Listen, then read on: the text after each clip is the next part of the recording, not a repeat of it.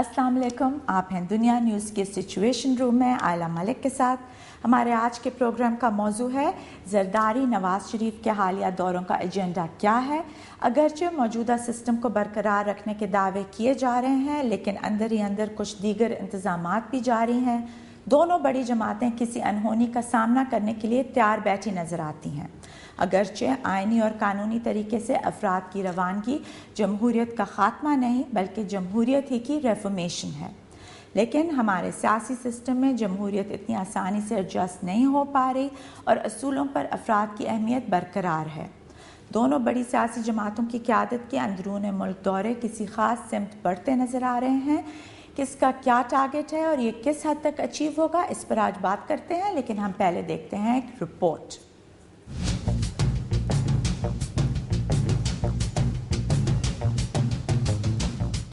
अगरचा सदर जरदारी का दौरा पंजाब खासा गैर मामूली था, लेकिन मियां नवाज शरीफ ने इसके बाद जिस अंदाज में दौरों का आगाज किया, इसे भी सियासी हलकों में गैर मामूली ही समझा जा रहा है। अगर नवाज शरीफ के दौरों को सदर जरदारी के दौरों का रद्द अमल समझा जाए तो इसका मतलब होगा कि दोनों बड़ी जमातें किसी खास किस्म की तैयारी में मसरूफ हैं। क्या ये खास किस्म की तैयारी इंतखाबात से मुताल्लिक है? सदर आसफ अली जरदारी और मियां मोहम्मद नवाज शरीफ की जो हालिया मुलाकात होने जा रही है, इसमें सिर्फ और सिर्फ बल्दियाती इलेक्शन के हवाले से जो है ये आपस में जो है सीट टू सीट एडजस्टमेंट करेंगे। जो भी बड़ा लीडर होता है उसको अवाम के मसाइल का इदराक होता है, उसके लिए दौरे करने की जरूरत नहीं होती। अगर इस सवाल का जवाब हाँ में हो तो कुछ सियासी हलकों के ये अंदाजे दुरुस्त साबित हो जाते हैं कि सिस्टम को इसके मौजूदा किरदारों के साथ बरकरार रखना अब वाकई मुमकिन नहीं। कोई एक फर्द या अफराद माइनस होने जा रहे हैं और सिस्टम को बरकरार रखने के दावे बेबुनियाद हैं। मगर सदर जरदारी भी पुरअज़म नजर आते हैं कि अगर उन्हें ऐवान सदर से रुखसत किया गया तो ये रवानगी पीपल्स पार्टी की पूरी हुकूमत की रवानगी होगी। सदर जरदारी के दौरे अगर मिड टर्म इलेक्शन की तैयारी नहीं तो लोकल गवर्नमेंट के इलेक्शन की तैयारी तो बहरहाल है।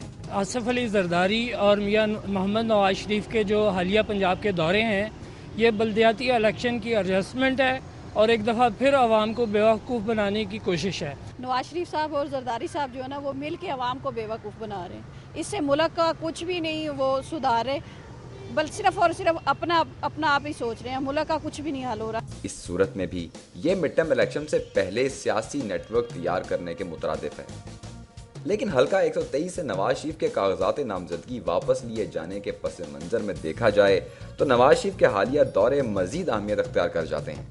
कराची के दौरे के बाद मियां साहब का जनूबी पंजाब के कुछ अजला का दौरा सियासी हलकों में इसलिए मौजूए बहस है कि यहाँ नून लीग की पोजीशन पीपल्स पार्टी और काफ लीग के मुकाबले में कमज़ोर समझी जाती है। सिंध में जाकर सिंधी तकरीर करने से या पंजाब में आकर पंजाबी तकरीर करने से अवाम के दिल नहीं जीते जा सकते। अवाम के दिल अगर जीतने हैं तो उन काम करके ही जीते जा सकते हैं। लिहाजा एक अंदाजे के मुताबिक मियां साहब ने नून लीग के लिए कमज़ोर इलाकों से सियासी या फिर इंतखाबी मुहिम का आगाज कर दिया है।